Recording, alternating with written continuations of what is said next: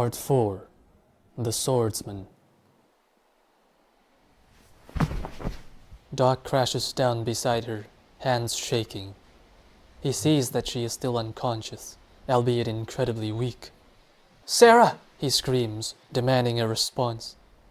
She turns her half-lidded gaze toward him and whispers, voice trembling. "What happened, Doc?" "Hang in there, champ," he says, untying her. He examines her swollen body and face.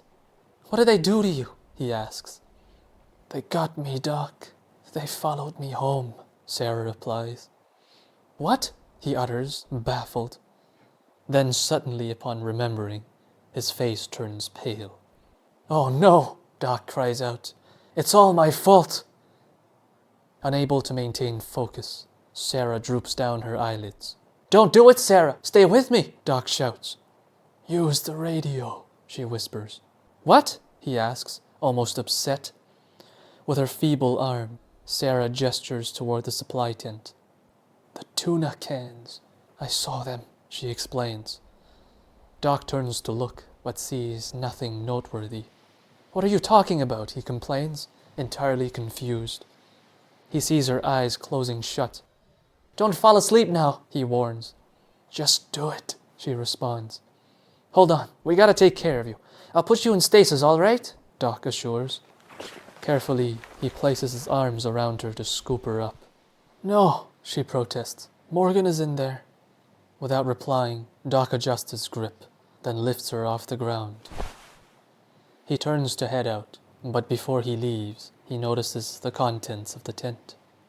There are vats, flasks, equipment and containers, along with racks of masks and protective suits. This is a laboratory recently set up. He looks up and sees a charred portion of the covering, blackened by smoke. "What happened here?" he asks. Feebly, she replies, "I made a deal." She strains and continues. They let her live. I make their stuff, but I messed up." "Did you really?" Doc asks. Lifting her head, she looks to him, then breaks into a slight grin. "Oh, Sarah," Doc bemoans. Coming out of the tent, he rushes toward the M chamber. Stringer promptly stands up upon seeing his return, then looks on at Sarah with curiosity. She points to the cat and asks, "Is that real?" "Don't worry, it's just Stringer," Doc replies. He approaches the chamber and attempts to unlock it. Placing his hand on the screen panel while still holding Sarah, he trembles to find leverage, only managing to sustain for a little while before Sarah's weight collapses on him, not enough time for his handprint to be recognized. Noticing Doc clumsily grappling about, Stringer approaches and lifts his paw. "What are you doing?" Doc asks. He lingers for a moment, seeing Stringer still remaining. Then he comes to, as he discovers in the lion's eyes something different, seeing in him a touch of warmth. Then, gladly accepting his help, he places Sarah on top of Stringer's sturdy forearm. "Thank you," Doc says to the cat. Returning his focus to the task at hand, Doc opens the chamber. He receives Sarah again and lowers her in. "Where's Morgan?" she remarks, noticing the empty space. Reluctantly, Doc stops to look at Sarah steadily. "What?" she asks, seeing his solemn regard. Doc then turns toward Morgan's grave. Following his gaze, Sarah reads what is written on the propped-up mirror. Obliterated, she begins to weep. Doc settles her into the purple gel and gently places the breathing mask in her hand. "Sarah, it's all right," he consoles. "You did more than enough." She then turns away, continuing to sob. "Listen," Doc says, "there's nothing more you could have done. What you did was... I don't even... Delilah is alive because of you." Hearing him, Sarah weakens. "It shouldn't be like this," she laments, then covers her face. Doc stays with her for a while. "We gotta go," he softly urges. Slowly, she calms down and attaches her mask. "Okay," she says. Closing her eyes, she submerges herself under stasis. Doc promptly checks to see that all is secure and reaches to close the cover. But before he does, the sight of the two laying inside catches his attention. He first fixes his gaze upon his young daughter, tender as a bud, weak and inanimate, having been brought to the brink of death. Next to her, he takes notice of the full extent of Sarah's wounds. He sees the blows that were struck upon her body, her neck, and her head, the burn scars of ropes that chafed away her arms, the dried patches of blood that leaked through her tattered clothes, a gruesome mess by way of cruelty, a harrowing sight, a friend and family in peril. He then turns and gazes upon the limousine with its trunk full of treasure. Letting out a soul-torn howl, he kicks the M chamber in an outburst. Seeing Doc suddenly at odds, Stringer comes around before him, laying eyes on his twisted visage, beleaguered in entanglement. Doc stands in place, gripping sweat. Stringer, I can't do this anymore, he confesses with a quiver. The lion then looks at him, puzzled. I can't, Doc continues, biting down as he wrestles against his breath. I have to stay. He looks into the container, then with great struggle turns to Morgan's grave and speaks. My wife, my daughter, and now Sarah. I can't keep doing this. It's not gonna end. I have to finish it. Standing firm, Stringer raises his head upon hearing Doc's declaration. What? The lion asks. Staring for a good moment, he observes with incredulity. Could you really be? He whispers. With his face wearied from toil and pain, Doc gazes back unbudgingly. Seeing this, the lion cracks a smile. With ever-increasing excitement, he exclaims, It is you! He then protracts his claws, putting their menacing size on full display. My binding curse, he exclaims. By grueling tyranny, my hand has brought me nothing but misery. However, seeing that you are desperately fragile, I wish to offer. Lifting those claws, he continues. Would you like my help? Doc replies, I appreciate it, Cat. That would be nice. He then closes the M chamber and says, But let's not be reckless. Strutting right into the supply tent, he downs another bottle of water and begins thinking. Focusing intensely, he surveys the tools and weapons laid out inside, examining each to assess their utility. He lays his eyes on guns, knives, and even RPGs, the instruments of war. I can't do that, Doc mutters, then starts to look elsewhere. Stringer peeks in from the outside, with curious anticipation, keeping his gaze upon the man pacing to and fro. Eliminating options, Doc looks through every available resource he has, still not encountering viable solutions. There's gotta be something better, he says, scratching his head. He enters their laboratory once more, hoping to somehow make use of their material, but sees that they have either been contaminated or destroyed by the blast Sarah created. Clenching his fists, he murmurs as he steps back outside. Then an open tent catches his eye. Seeing an assortment of equipment sitting under a covering, many of which have antennas, dishes, and oscilloscopes to monitor and detect signals, all hooked up to generators. He recognizes the setup. This is the Oliph's radio hub, assembled meticulously. Connecting them all is a central terminal, a hefty laptop that serves as primary control. Hold on a second, Doc whispers as he approaches. Is this how they spy on everyone? He powers up the laptop and attempts to operate, but fails as he does not have access. He tilts his head, as if attempting to recall a certain thing. Then, in a flash, he dashes away again. Seeing Doc running back, Stringer stares at him still, lost and confused. Returning to the supply tent, Doc scans through caches of food, with its variety of cans and packages. He reaches in and begins to sift through stacks and stacks of tuna cans.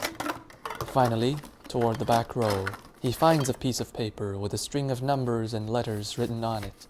"Yes!" he shouts. "Sarah, you genius!" Doc rushes outside and begins to mumble to himself. Okay, he says, taking a moment to consider.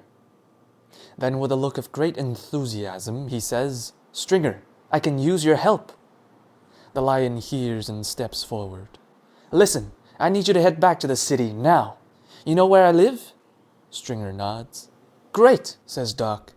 "Guard my home until I come. Don't let anyone in." Looking at him, the lion gives him a puzzled squint.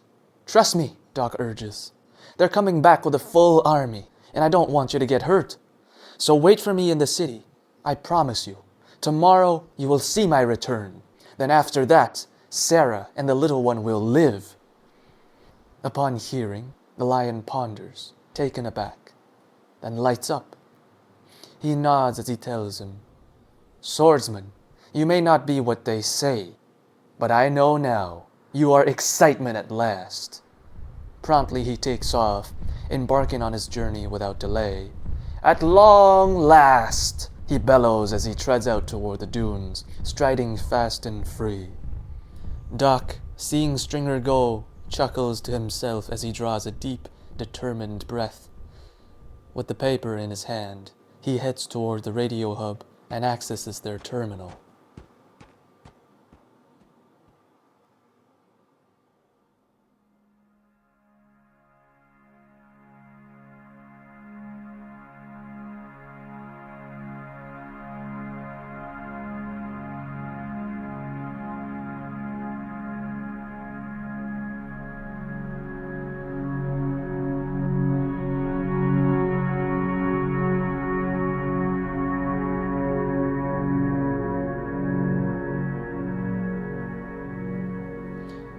A few hours later, all is quiet, all is dark. The Aleph still have not returned. It is getting cold. Looking around, Doc finds a blanket and wraps himself in it. He grabs a beer from a cooler, then sits down in a chair next to the M chamber. He takes a swig to calm himself, then looks toward that metal box. "Hey, Delilah," he mutters. "I don't know if this will work. We just gotta wait and see. Don't be mad, okay? I'm sorry. I'll do better on your next birthday, I promise. I'll take you out. I'll bring you around town. We're gonna have fun and play. Nobody's gonna bother us." He then leans back and looks up toward the night sky. "I'll show you the stars," he says. "I'll sing you songs. I'll bring you sounds of play, laughters of youth to keep worries at bay. I will bring gifts without delay. My little bug, I would give it all in a day." He sighs, then turns toward the grave. "Rest well, my dear," he whispers, then closes his eyes.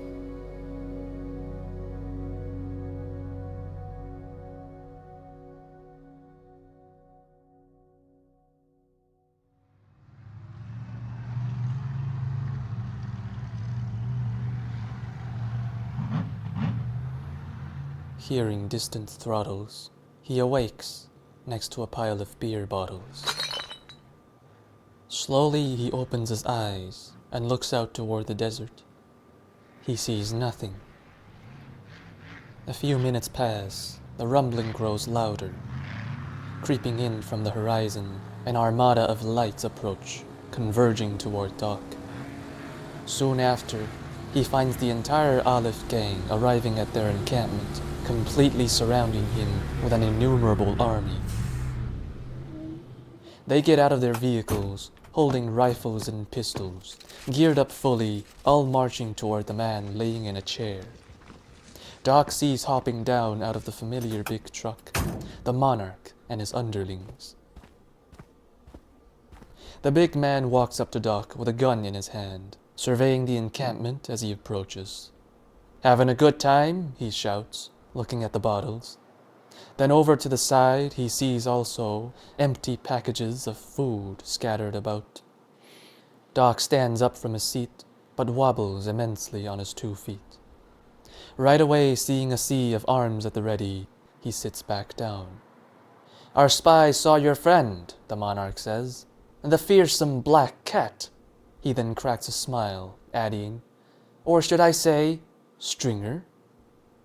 Doc looks up at him inquisitively upon hearing, eyes drooping.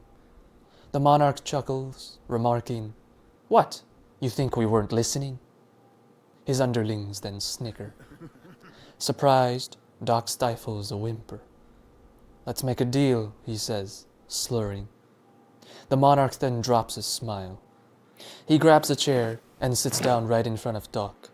With a vicious scowl burning holes with his eyes, he says, "You think you're really clever, huh? You get away, you storm into my place, you eat our food, you drink our beer, you play with our toys, making yourself mighty comfortable. Now you're sitting here cozy, and you say you want to make a deal?" "Look, I just want out," Doc replies, perturbed. "I don't think that's up to you," the monarch threatens. "What if I just give up?" Doc says. "I'll give you the sword, the ingredients, the formula, the equipment, whatever you need. I'll give you everything, even my lab." Taken aback, the monarch's ferocious demeanor softens a touch, much to his own chagrin. He then asks, "Really? That's what you came up with?"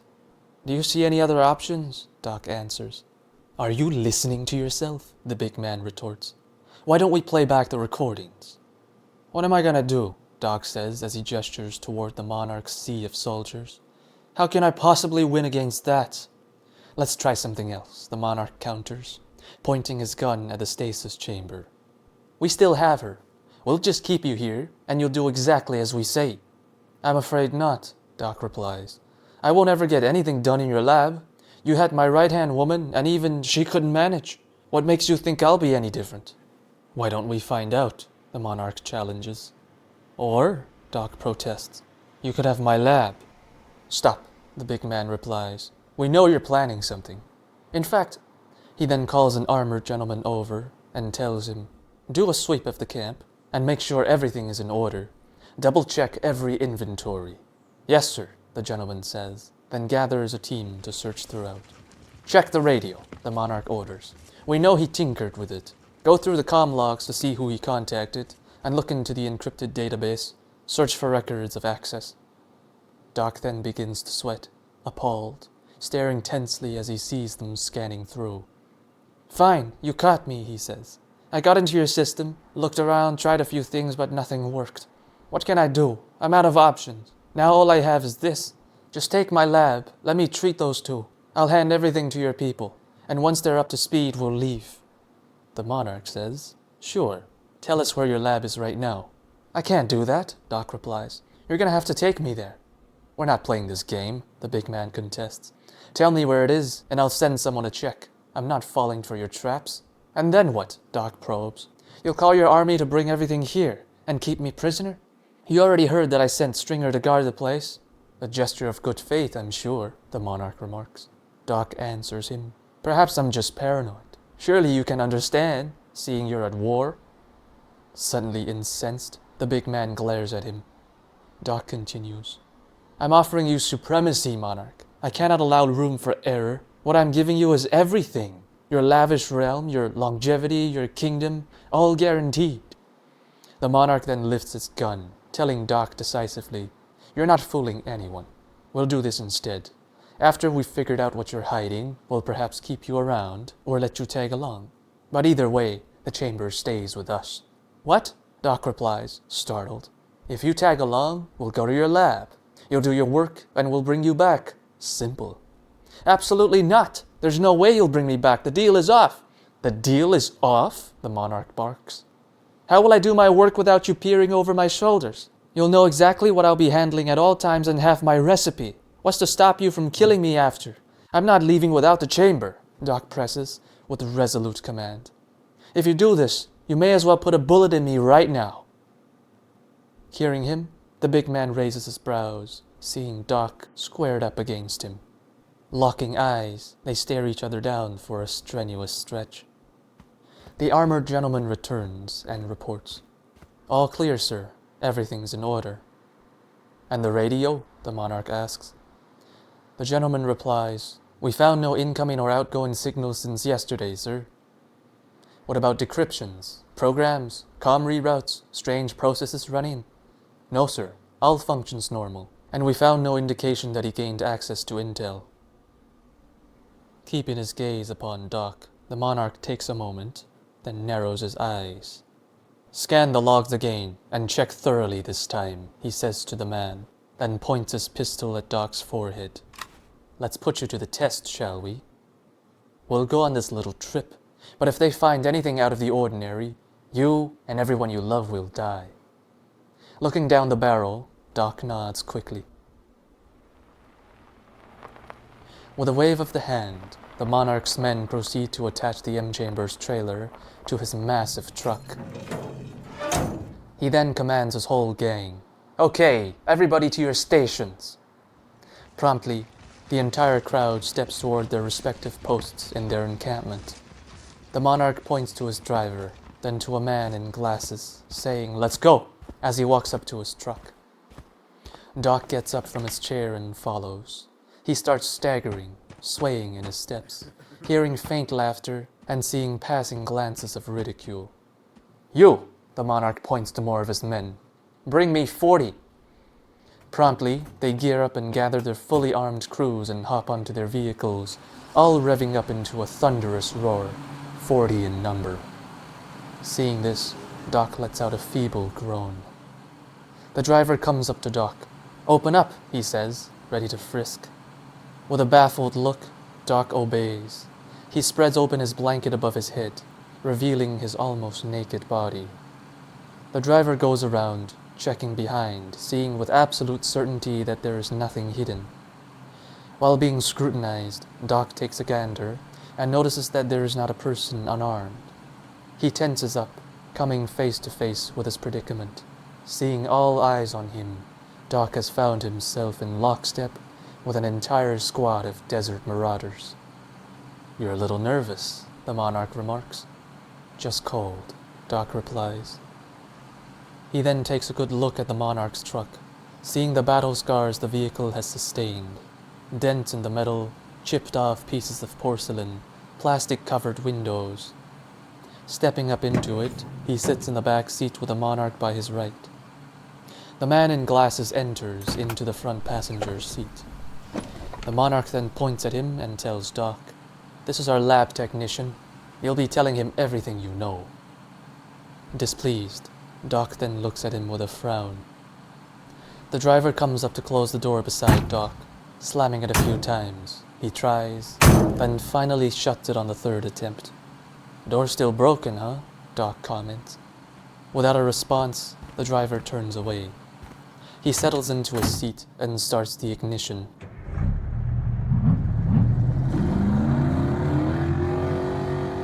Speedily, they set off on their journey, with an army of vehicles escorting alongside.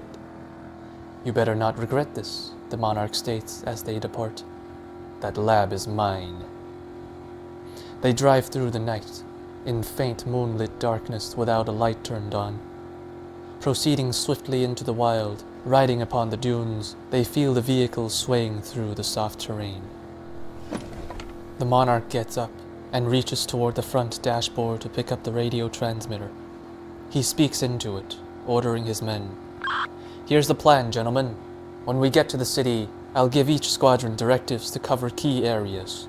Look out for ambushes, potential traps. If you see the Black Cat and his gang, retreat, then regroup as we bring the doctor over. Do you copy?" "Copy that," his men answer through the speaker in unison. "For all of you guarding the castle, hold down the fort until I come back. When I do, I want to see you all prepare to move out. Do you copy?" "Yes, Monarch, copy," another voice replies. The big man sits back down in his seat, then turns to Doc. "You better hope my scouts won't find anything," he threatens. "I feel sick," Doc mutters. Annoyed, the monarch sneers. Doc launches himself forward, grabbing on with both hands to keep his body from collapsing. placing his left on a doorpost and his right on the back of the passenger's seat. He groans. "You better not hurl either," the big man orders. Their journey continues as Doc still holds on with grunts and moans. Having been traveling for a while, the monarch leans back and stares at the ceiling, looking quite bored. Nevertheless, he still shifts his gaze toward Doc every now and then, never loosening his grip on his gun. "How long till we get there?" the monarch asks the driver. "About another 4 hours." 4 hours, huh?" the big man echoes. "What do you think, Doc? Ready to see the sunrise?" Still barely supporting himself, Doc says not a word. They pick up a static on the radio receiver, then a voice. "Come in." Hearing the call, he sits up to listen. Suddenly, sounds of gunfire and explosion blast through the speaker. He stands up.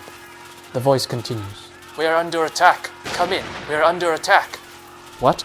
Startled, the monarch lunges to the front, knocking into Doc's elbow to pick up the receiver.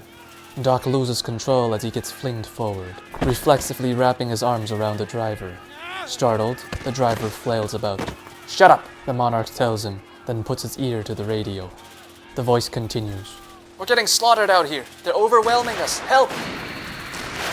With the sound of a vicious assault, the signal cuts off. "What happened?" the monarch says, then shouts into the transmitter. "Everybody retreat! Turn back to base now!" Promptly, all vehicles beside them turn around. At the height of their hysteria, Doc breaks his silence. "I wouldn't do that if I were you." The big man then swivels back and sees a stone-cold sober Doc sitting up, perfectly straight. "What did you say?" he asks, confounded by the sight. Doc then turns to him with a death-defying stare, ferociously steady. "You're finished," he declares. "You're all dead." Suddenly, the monarch glares with a fearful look. "I've programmed a dormant signal to be sent out to the public, broadcasting the coordinates of your camp," Doc continues. "Quite a powerful setup you have. Seems there's nowhere your radio cannot reach. I've set the broadcast to be triggered on the first outgoing transmission. Your men revealed your camp's location the moment they pressed the talk button. It is now effectively open season on the Olives." Furious, the big man then points his pistol right at Doc's forehead and shouts, "Tell me you're lying right now, and I won't blow your brains out." Doc replies, "Absolutely." A gunshot resounds, a hole in Doc's blanket, smoking. The monarch keels over. He falls down dead. Seeing this, the other two panic. The driver reaches for his pistol, but finds his holster empty. He ducks and starts scrambling. Doc yells, unfortunately blinded by the flash and also deafened, then aimlessly waves the gun he stole. He fires off multiple rounds hitting glass, plastic, dashboard, a ricochet killing the technician, destroying the radio transmitter also. However, all shots miss the driver. Suddenly, Doc feels a hand grab onto him. He flails wildly as he realizes that the driver has already climbed over. Doc slips out of his blanket, then throws himself sideways to escape. He hits the broken door. It flings open. He screams as he falls out into the desert, again. Taking a tumble in the sand, he gets up, but finds that he has lost the pistol. Dusting himself off, he shakes his head, desperate to recover his senses. He vaguely hears the truck coming to a stop as he orients himself. He sees the driver exit with a flashlight, holding the monarch's gun. Doc gets down.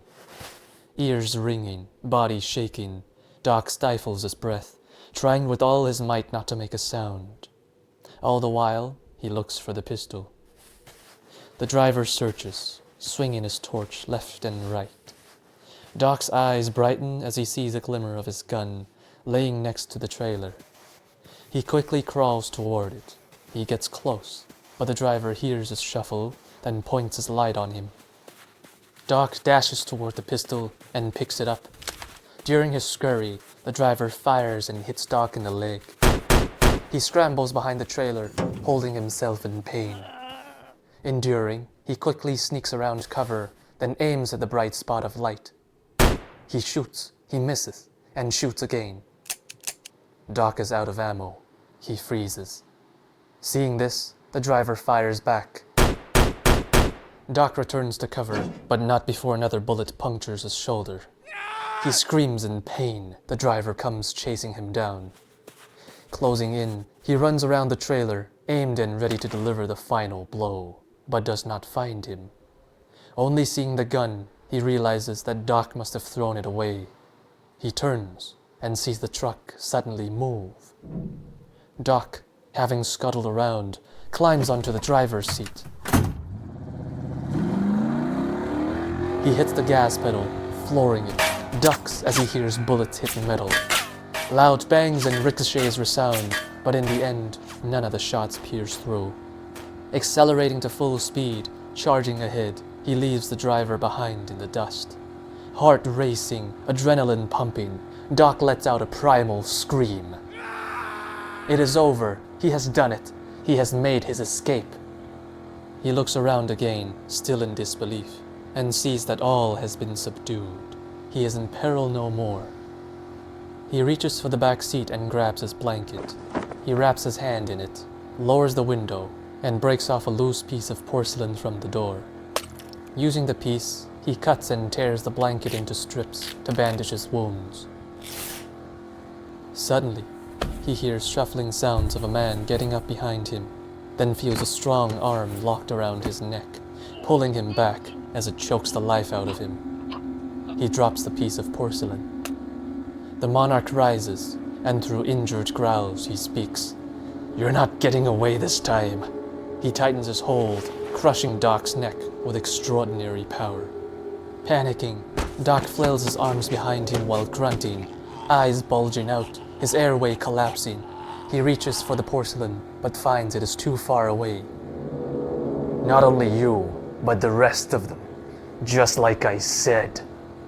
Continuing in his struggle, Doc's vision begins to fade. His strength slipping away, his foot loosening from the gas pedal, his body giving in. The monarch snarls as Doc strikes and claws quickly become weak scratches, unable to overpower with his inferior build. "There's no one to blame but yourself," the monarch bellows. "You're the one that gave me the sword." With unrelenting strength, the man sustains a stranglehold without contest. Doc, close to fainting, slams his foot onto the brake in a last-ditch attempt to survive. The truck lurches forward, loosening the monarch's grip momentarily. The monarch tightens his arms around Doc again. "No can do, I'm afraid," he taunts. Losing his senses again, Doc's eyes begin to roll back. The truck comes to a stop as he lifts his hand, feebly, but this time holding a piece of porcelain. He swings it behind him, jamming it into the monarch's neck. The strangle loosens. Doc draws a breath. He hears gurgles and groans as he shakes himself awake. He turns and sees the monarch collapsing near. Although still having enough vitality, the man reaches out to grab Doc's throat. Caught entirely off guard, Doc grips the monarch's fingers with a panicked look, but finds the hold too strong. Fighting to pry his hand off, Doc is passing out, succumbing to the monarch's unyielding cruelty. But just as he is about to, the man loses strength. Slowly, the monarch lets go and collapses. Horrified, Doc hops off the truck. He drags the big man out with back-breaking effort. Then the same with the technician's body. Painstakingly dumping the hefty piles of flesh into the wild.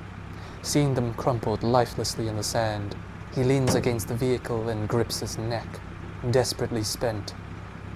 He turns and sees the trailer. Looking at the M-chamber resting on top, he closes his eyes in relief. Doc recovers his breath, then limps back onto the driver's seat.